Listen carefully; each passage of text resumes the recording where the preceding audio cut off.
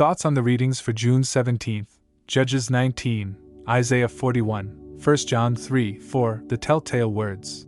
In those days when there was no king in Israel. Start the sorry saga of the final appendix of the book. They set the scene for the sad state of Benjamin, from which tribe came the nation's first earthly king. An unfaithful concubine from Bethlehem, Judah, in the allotment of Judah returned to her home having her Levite husband. This unnamed Levite would not, ironically, stay in Jebusite territory lest evil befall them. Instead, unspeakable crimes were perpetrated upon his concubine by fellow Jewish reprobates of Jerusalem from the tribe of Benjamin. The Levite heartless husband took the carcass of the pitiful victim, who had been abused all night long by the perverted Benjamanites. The Levite dissected her into 12 parts which were sent to each tribe to invoke retribution. His actions later were copied by King Saul to arouse Israel to unite and take vengeance upon the Benjaminites. How ironic it is that Saul's own tribe, Benjamin, was almost brought to extinction in response to the Levites' actions, and that Saul cuts an ox into 12 parts in the same fashion as the Levite did with his concubine. Isaiah 41 is a prophecy about the Persian king Cyrus, who overthrew King Belshazzar's Babylon in BC 538. The chapter tells us of the useless futility of idols and the stupidity of those who insanely give them credence in worship. In Isaiah 41, the faithful are reminded that, despite seemingly unstoppable calamity, their trust in the Almighty will see those he deems to be his faithful servants delivered. So the prophet urges a calmness that will come from heeding their sovereign's word. Verses 2-4 describe what the Lord has done for his people and tell them Yahweh alone is their Savior and God. Verses 5-6 tell of the coastland's response. However, verse 7 speaks of a futile persistence of some in idolatry. Verses 8-10 appeal to Israel to trust in their sovereign. Verses 11-16 encourage Israel that the Lord will protect his people and destroy their foes. Verses 17-20 speak of grand promises of the Almighty to prosper and bless his people.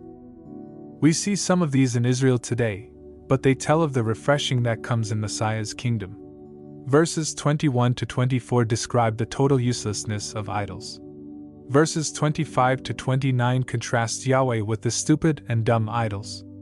Yahweh is infallible and reveals his will to his children. Verses 1-10 of 1 John 3 elaborates on God's love. The beloved apostle invites his readers to behold the extent and greatness of the Father's love. Our sovereign has chosen to condescend and to adopt us as his children. We have entered his family at the immense cost of the sacrifice of his beloved Son. John tells his hearers that they have barely begun conceiving the depth of that love, which will be further understood when our Lord Jesus Christ returns. An appreciation of that love has a purifying effect on the disciple's life. But a failure to understand the moral imperative of Christ's laying down his life has upon the believer could lead to loose living, and then finally to a lost life. It is not the sin of weakness due to the frailty of our nature, but rather the of abandonment to sin, i.e. living habitually for sin, that concerns the apostle. John has addressed the weakness of human nature in his first 2 chapters. To continue practicing sin is to deny the grace of the Father, and the great price that was paid for our redemption. Are we the children of the world, i.e. the devil, or are the children of God? The fruit of our life is the evidence. From verses 11-24 we are shown that how we behave towards our brethren demonstrates our parentage. Do we live a life congruent with our claims? An excursion through the Gospel of John will reveal how the case is developed from the words of our Lord Jesus Christ. The motive for the first murder in the Bible was envy progressing into hate. We must always attribute the best motives to our brethren. Slandering, or belittling, others incurs the displeasure of our Father. Cain was banished from God's presence and separated from the hope of a life with the Father.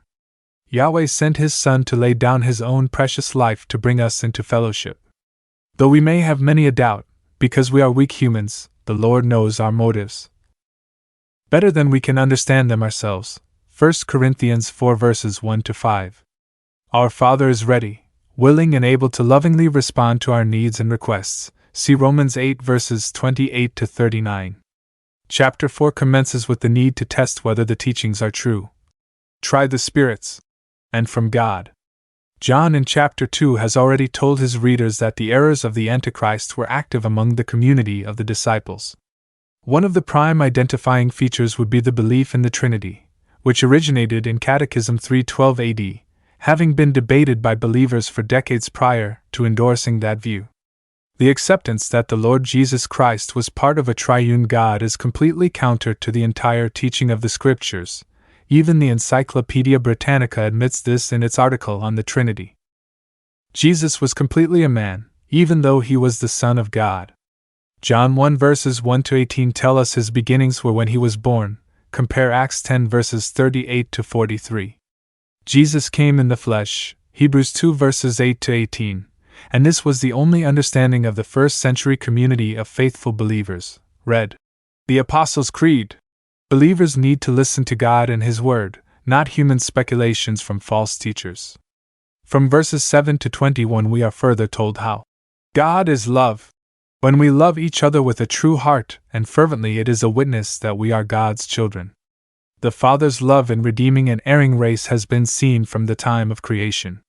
Its pinnacle was reached in the sending of His Son to provide a ransom for us.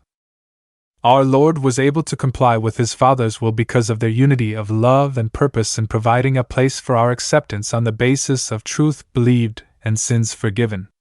An understanding of this and a life lived sacrificially in love and service is the only life a disciple can live. Anything else is nothing but a hypocritical lie.